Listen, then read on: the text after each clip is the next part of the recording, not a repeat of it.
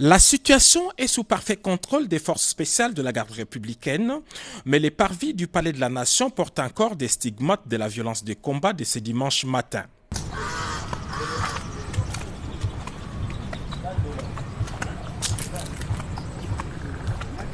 Selon les informations que nous avons recueillies sur place, les commandos avaient organisé son attaque en deux groupes.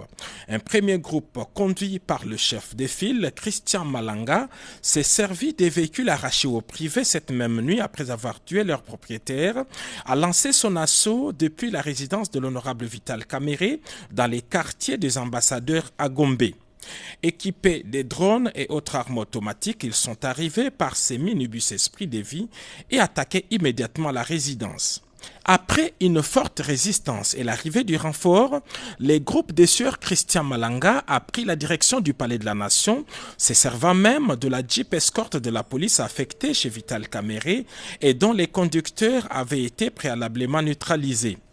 L'escorte criminelle a foncé la barrière du Palais de la Nation dans l'objectif de faire jonction avec un autre groupe des assaillants et mercenaires étrangers prépositionnés dans les marécages le long du fleuve.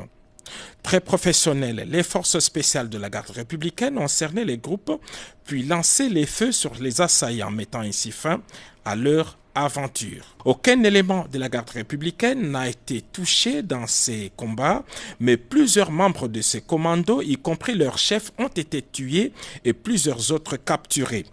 Ainsi qu'on peut le constater dans ces images tournées par les forces de défense et de sécurité au moment des combats, ces hommes lourdement armés étaient enfouis dans les marécages le long du fleuve au Palais de la Nation. Au moment de notre tournage, le nettoyage s'est poursuivi encore le long du fleuve. C'est en ce moment que ce militaire déguisé en fou a été capturé. Il détient plusieurs documents attestant qu'il fait partie des corps habillés. Et c'est à cet endroit que sieur Christian Malanga, non autrement identifié, a été tué par nos forces de défense et de sécurité qui le poursuivaient alors qu'il tentait de joindre un groupe important dissimulé dans la boue ici au bord du fleuve Congo. Il tentait donc de traverser sous d'autres cieux. Un homme identifié comme un citoyen américain a même été appréhendé au milieu du fleuve alors qu'il tentait de traverser ces 7 km à la nage.